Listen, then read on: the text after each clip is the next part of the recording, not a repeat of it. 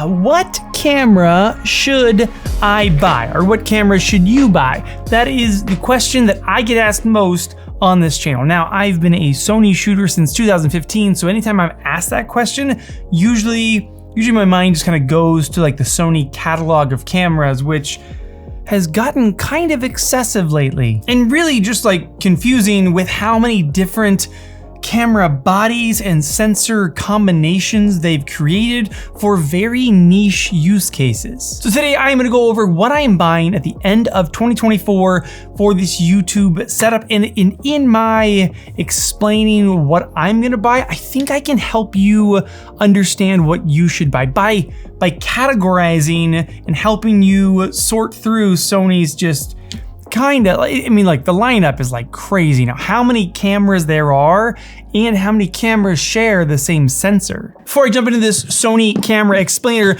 I first want to thank the sponsor of today's video and maybe one of the coolest new things that AI has done, Motion Array. Motion Array and their new AI voiceover tool. If you're a creator of any kind, you probably already know of Motion Array from their video templates to their presets, motion graphics, and footage. But now they have a tool called AI voiceover. You have a voice catalog, all these different voices that you can choose from to create like the perfect voiceover for either a YouTube video or an ad that you're making. I am making an ad, where's it at? I am making an ad for the David Manning EDC multi-tool clip from Condor Blue. It's a tool that I made with Condor Blue, and I'm gonna make an ad for Instagram, and I'm gonna use Motion Array's AI to like help me just do the voiceover. Like, I don't wanna do the voiceover. I want it to sound like, I don't know, like a professional did the voiceover. So let's go into this catalog real quick and just click through some of these. Listen closely. I need you to hear this. Your future isn't just something that's handed to you. It's something you build day by day. That's not a real voice. That's an AI voice. Let's go down. Let's hear Southern Charm. Well, I'll tell you, there's nothing quite like the simple life out here on the ranch. Waking up to the sound of roosters crowing. Dude, it sounds like a real guy. I really like the Silver Lining one. This girl. Start your day right with our delicious, nutritious yogurt. That sounds right. So all I do is I click on select, and then I go up to the top, put in my text, which I've already done, and then say generate. And it is taking that AI voice. It's taking my text, and it's not just like Siri where it just kind of reads it back. It puts the inflections in the right place so that it sounds entirely natural. Now, there are two modifiers up here. There's speed and emotion. I can go in there and I can speed this up, so I want it to kind of read faster, or I can change the emotion: angry, sad, optimistic, curious, and surprised. So I can add those tones into the voice. Let's hear how this ad read goes. This holiday season, wow your significant other with the ultimate in everyday carry, the David Manning EDC multi-tool clip. CNC machined from solid aluminum, carrying 2 bits, a bottle opener, flathead driver, box cutter, and built-in Apple AirTag slot. Your friend will be thinking of you every time they use it. Head to condorblue.com and pick up the best gift of the 2024 holiday season. That's crazy. That was AI. That's like, it sounds like I paid a voice actor, and that's, wow. Head over to motionarray.com, try out their AI voiceover for yourself. They've also got all the other things, video templates and motion graphics.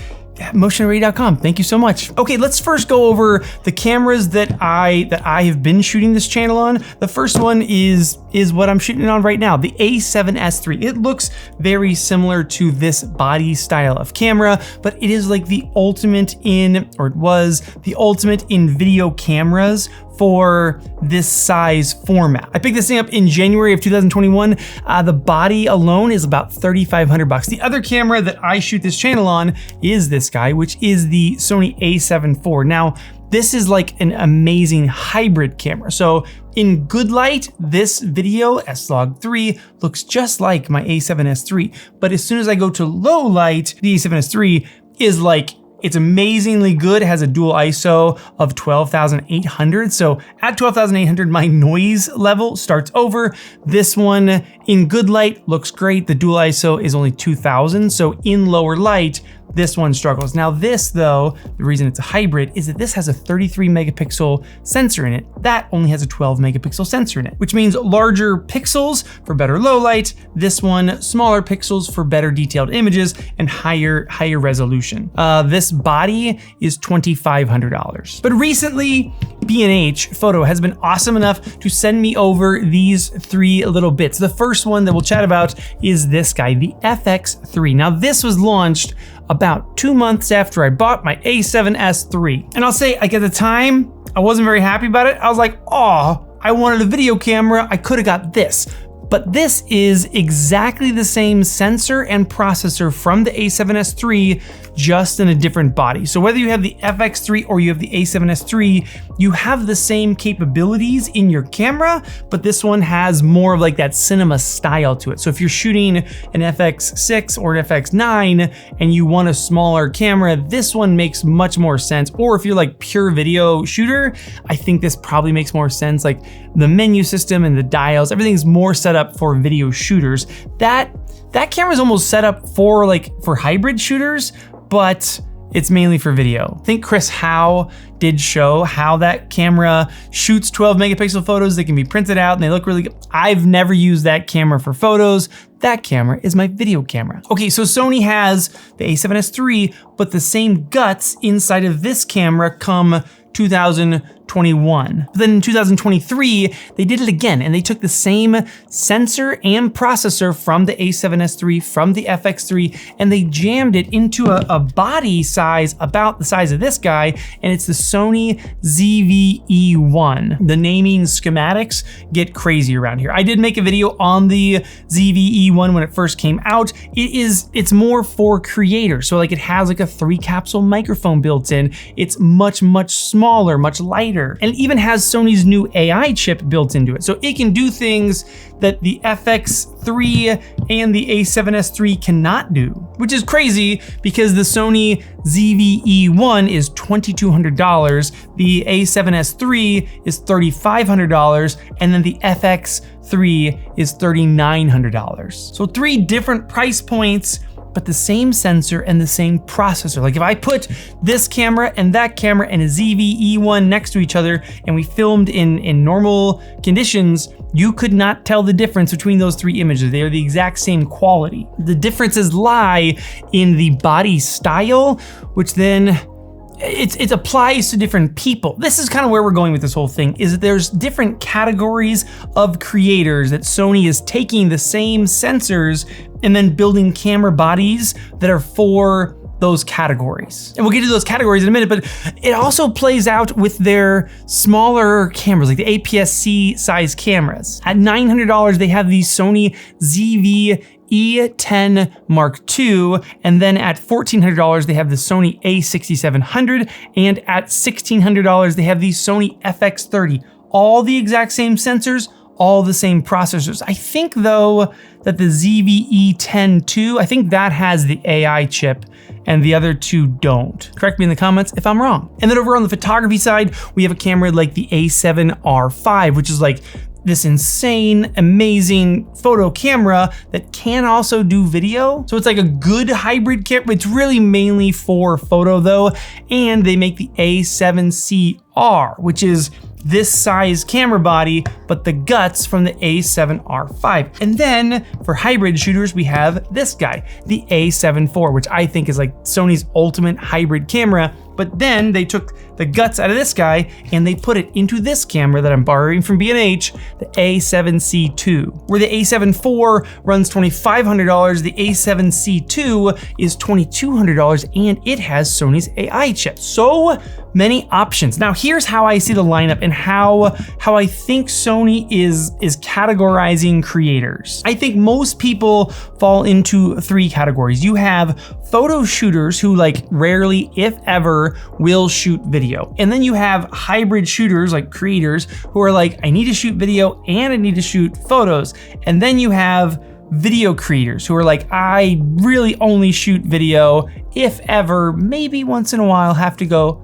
click and take a photo. And I think Sony sees that and they've taken the sensor and processor combos and then built cameras for those three groups. So if you're a photographer, kind of the lineup from bottom to top goes A6700, then the A7CR, then the A7R5, and then the A9 III, which if you're looking for an A9 III, you know why you're looking for that camera.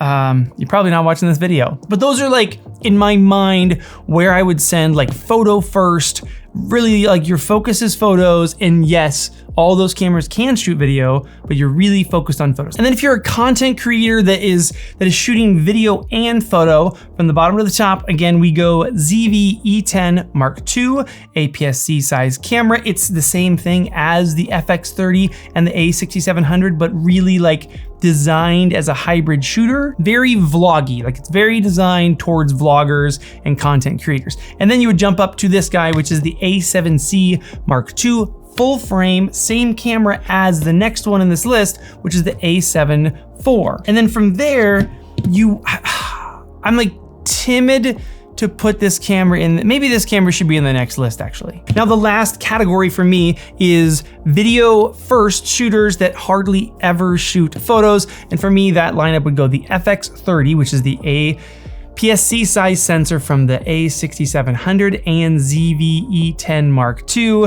And then we go to the ZV-E1, which is the same sensor from the FX3 and A7S III. And then in the same list, we would then jump to the A7S III, and then we would jump to the FX3. So kind of like those are my breakdowns of those three, almost like pathways and then budgets. Like how much money do you want to spend if you're a filmmaker and you're like, I'm ready to spend a bunch. I mean, shoot, go to an FX6 if you got a bunch of money. But let's just say you're like in that, hey, I'm just making videos mode. You're starting with the FX30, you're then going to the ZV-1, you're then going to, like, it's just kind of like, how much money do you want to spend? You will get a little more bang for your buck in the camera body, in its capabilities. Like this one has a built-in fan, it's got mounting points.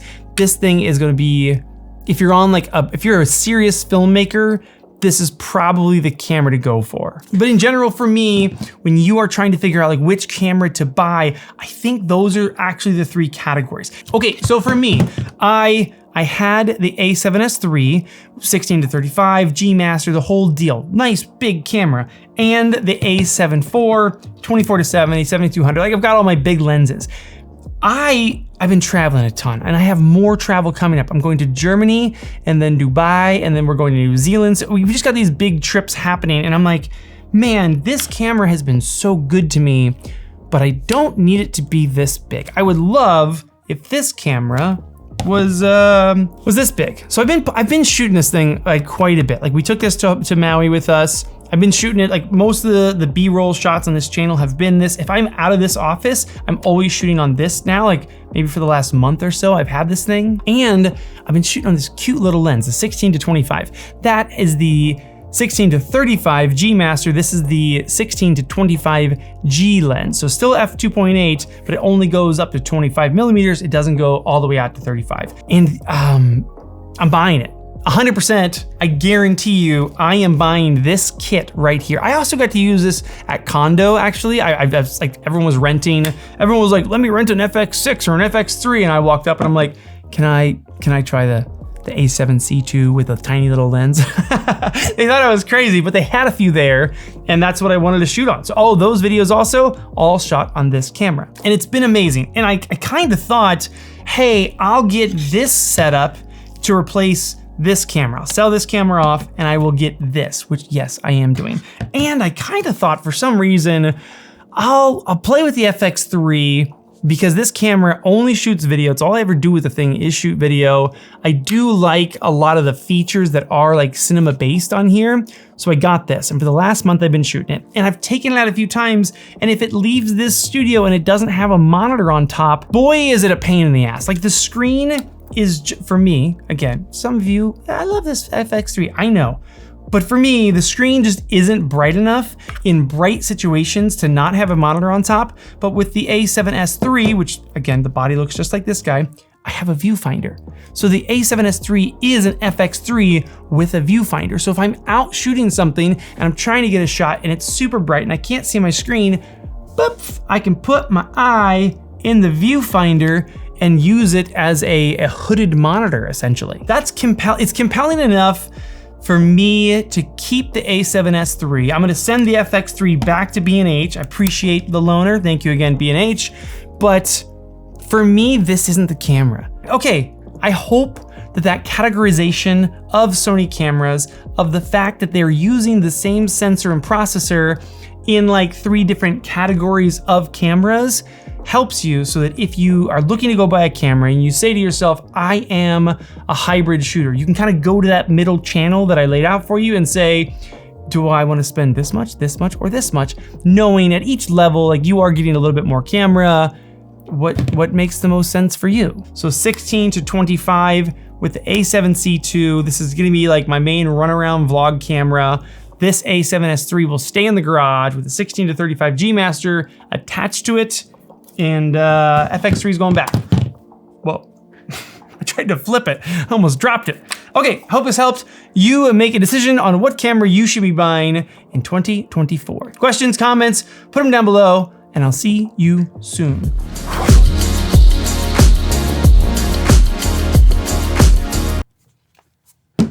I filmed for 35 minutes, guys.